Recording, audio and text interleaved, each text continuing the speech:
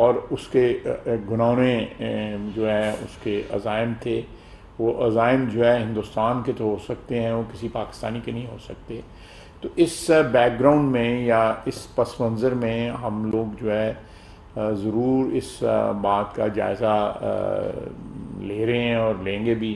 कि इस पार्टी के ऊपर इस जो जो कुछ 9 मई की हुआ है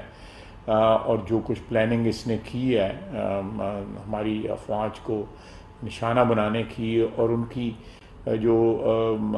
काबिल फ़ख्र और उनके अज़मत के निशान हैं, कुर्बानियों के निशान जो हैं, उनकी जो तहकीर की गई है और उनको जिस तरह बर्बाद किया गया और उनको डिफेस किया गया, ये स्पॉन्टेनियस कतई तौर पे नहीं है, कतई तौर पे ये बेसाख्ता नहीं हुआ, कतई तौर पे ये एक प्लान के तहत सब कुछ हो रहा था। इस बैकग्राउंड में इम्कानात हैं और ज़रूर इसका फ़ैसला कोई नहीं हुआ, लेकिन इसका जायज़ा ज़रूर लिया जा रहा है कि पार्टी के ऊपर पाबंदी लगा दी जाए।